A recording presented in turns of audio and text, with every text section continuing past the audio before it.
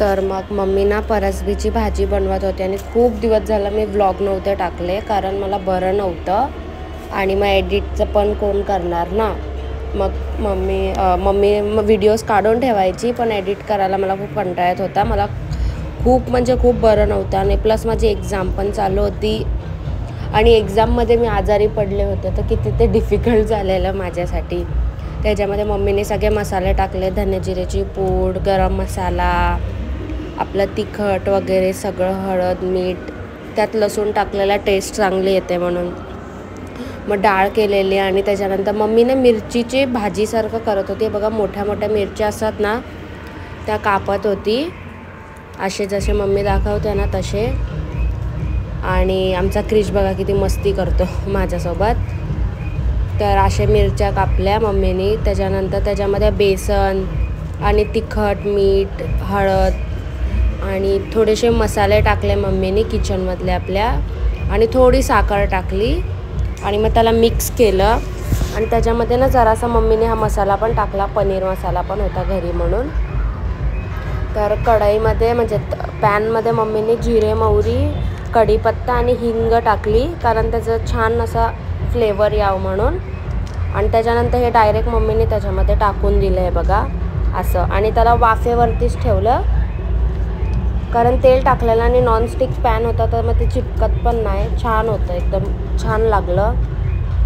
म्हणजे आता समजा तुम्ही डाळ भात पण केला ना घरी तर त्याच्यासोबत हे खूप छान लागणार. म्हणजे काय दुसरं घ्यायची गरजच नाही, इतकं छान लागतं ते. तर त्याच्यानंतर बघा म्हणजे भजीसारखंच होतं पण जरा तिखट असं छान लागतं. त्याच्यानंतर मम्मीने रात्री भाजी करायला घेतली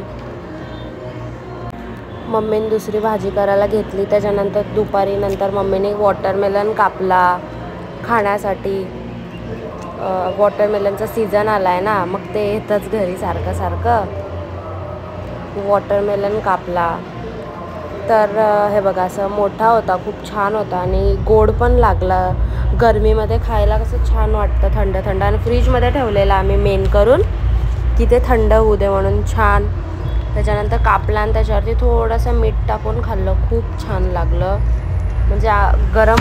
म्हणजे गरम वगैरे नाही होत ना म्हणून मग लगेच कापला आणि खाल्ला आम्ही. त्याच्यानंतर मम्मी हे बघा कढीपत्ता लसूण मिक्स करत होती आणि म्हणजे भाजी करत होती ती.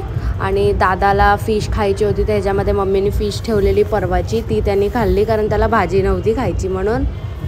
आणि मम्मीने नंतर रात्री वाटाण्याची भाजी केली आणि ते कढीपत्ता आणि लसूण केलं ना ते बटाट्याच्या भाजीचं होतं.